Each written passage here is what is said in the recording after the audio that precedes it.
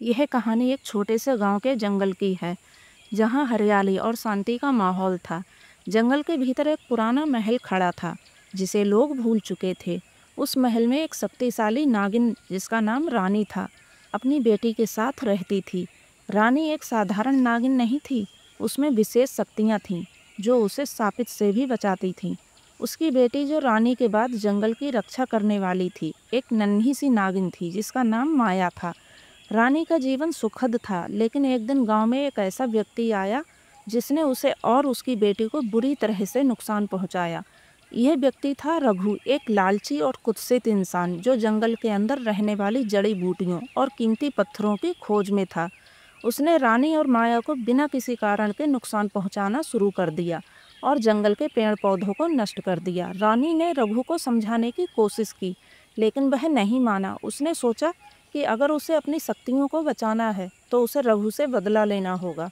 एक दिन रानी ने अपनी शक्तियों से रघु को जहर दे दिया, लेकिन रघु ने उस पर हमला करने का एक और तरीका खोज लिया। उसने रानी के ऊपर जादुई मंत्रों का प्रयोग किया, जिससे वह अपने असली रूप में नहीं आ सकी और उसकी शक्तियाँ धीरे धीरे समाप्त होने लगीं। रानी की मृत्यु के बाद माया बहुत ही दुखी हो गई। उसने अपनी माँ की मृत्यु का बदला लेने की कसम खाई और रघु का पीछा किया।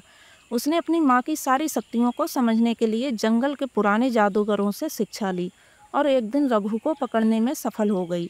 माया ने रघु को एक सुनसान जगह पर लाकर उसकी सारी गलतियाँ बताईं। रघु ने अपनी हरकतों पर पछताया, लेकिन माया को यह नहीं मंजूर था। उसने रघु को एक नागिन के रूप में बदल दिया और जंगल में छोड़ दिया, ताकि वह हमेशा अपनी गलतियों का सामना करे। अब रघु एक नागिन के रूप में जंगल में भटकता है, जबकि माया जंगल की नई रानी बन गई और अपनी माँ की तरह सभी जीवों की रक्षा करने लगी। उसकी माँ का बदला पूरा हो चुका था और जंगल फिर से शांत हो गया था। जंगल में रघु के बदले का परिणाम धीरे धीरे दिखाई देने लगा। एक समय था जब वह इंसान के रूप में पूरी दुनिया को अपने जादू से नियंत्रित करता था, लेकिन अब वह खुद एक नागिन बन चुका था और उसकी सारी शक्तियाँ खो चुकी थीं। उसे अपनी करनी का पूरा एहसास हो चुका था और अब वह खुद अपनी ही सजा भुगत रहा था। माया, जो अब जंगल की रानी बन चुकी थी, धीरे धीरे अपनी माँ रानी के नक्शे कदमों पर चलने लगी। उसने जंगल के सभी जीवों को सुरक्षा दी और अपनी शक्तियों का सही उपयोग किया। लेकिन एक दिन माया को एक और बड़ा संकट झेलना पड़ा। एक नई शक्ति जंगल में आई थी, एक अजीब और शक्तिशाली राक्षसी प्राणी जो जंगल के संतुलन को बिगाड़ने की कोशिश कर रहा था। इस राक्षस का नाम था कौल और वह एक बुरी आत्मा था, जिसे किसी अज्ञात शक्तिशाली तंत्र ने पैदा किया था।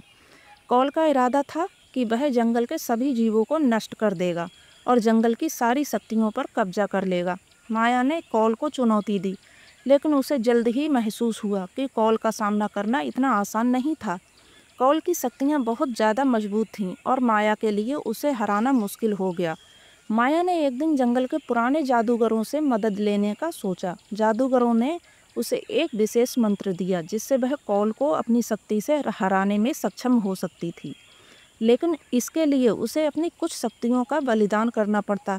माया ने बिना सोचे समझे यह मंत्र लिया, क्योंकि उसे यह महसूस हुआ कि जंगल और उसकी प्रजा की सुरक्षा सबसे ज़रूरी है। माया ने कौल के खिलाफ अपनी पूरी शक्ति का इस्तेमाल किया और एक बड़ी लड़ाई के बाद कौल को पराजित कर दिया, लेकिन इस लड़ाई में उसे अपनी कुछ शक्तियों का बलिदान करना पड़ा। कौल हार गया, लेकिन माया की शक्ति कमज़ोर हो गई।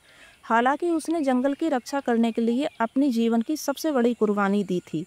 कौल की हार के बाद जंगल में शांति वापस लौट आई। माया, जो अब थोड़ी कमज़ोर हो गई थी, फिर भी जंगल की रानी बनी रही। उसने यह समझ लिया था कि शक्ति से ज़्यादा ज़रूरी है धर्म और सत्य का पालन करना। उसकी माँ रानी का बदला तो पूरा हो चुका था, लेकिन माया ने यह भी जाना कि सही रास्ते पर चलना ही असली विजय है। रघु, जो अब एक नागिन के रूप में जंगल में भटक रहा था, धीरे धीरे अपनी गलतियों से सीखने लगा। उसने भी अपनी गलतियों का एहसास किया और माया से माफ़ी मांगी। माया ने उसे माफ़ कर दिया और उसे पुनः एक इंसान बनने का अवसर दिया, लेकिन यह शर्त रखी कि वह जंगल की शांति और संतुलन को बनाए रखेगा।